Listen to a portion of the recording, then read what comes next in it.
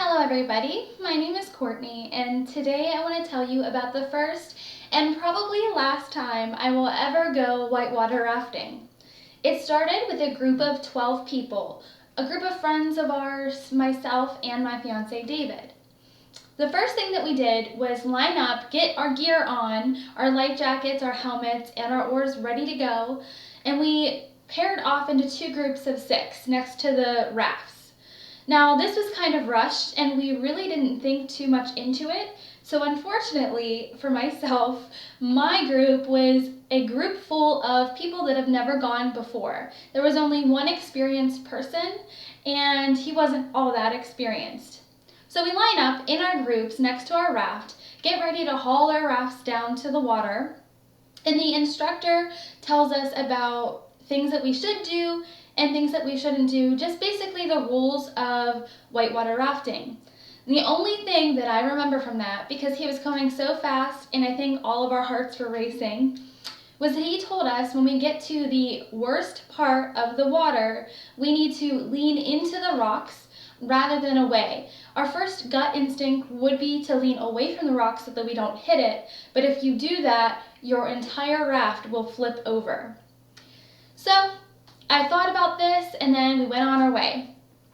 Now we're going through each level. It doesn't seem so bad, except for the person in front of me. And now I'm a girl, so they placed me in the back thinking that I would be weak and I wouldn't be strong enough to really push the boat where it needed to go. The guy in front of me, however, was using his oar almost like a limp noodle. He wasn't having any power behind it and he was going against everyone else. So when we were going forward, he was going backward and vice versa. He didn't really listen very well. So I knew from that moment that it wasn't going to go pretty well. So we get to the worst part and we see this big rock with rapids just going through it, and it's almost like a C shape. There's not much room around it. So we're getting ready, we're getting prepared, and I think to myself, okay, the instructor said that we need to lean into that rock, which seems scary, but I'm going to do it. And I braced myself. We get to the rapids and to that rock, and what does everybody else do? They lean away from the rock.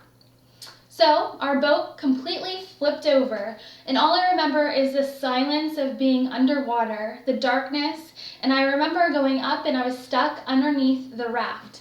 I don't know at this point what anybody else was doing, where they were, if everyone was okay. But eventually I stayed calm and I put my legs up like I know to do. And I drifted and caught a rock, a big rock, in the middle of the rapids, where rapids were going around it. I happened to be laying on the guy that was in front of me, and we were both stuck there. I was fine, I was calm, weirdly, eerily enough, I was calm. But all I could think about was where my fiance David was and everyone else in the boat. So I started to panic. And the only thing that we could do was to jump back in the rapids and hit a couple more rocks, in which I did. I got bruised up, and we ended up in a calm spot on the side. And me and this guy just climbed up onto the rocks, onto the cliff, and we looked around. There was no one to be found. So we waited there for a little while. We tried to walk uphill. And finally, thankfully, we find everybody. Everyone was safe, but it was definitely a thrill ride. Now, once we got back in the boat, we had to finish out the entire rest of the water, which was still another half hour of whitewater rafting. And I managed to do that through my tears and through my bruises and through my scaredness and my fear because of what had just happened. But we pulled together as a group and we ended up going through.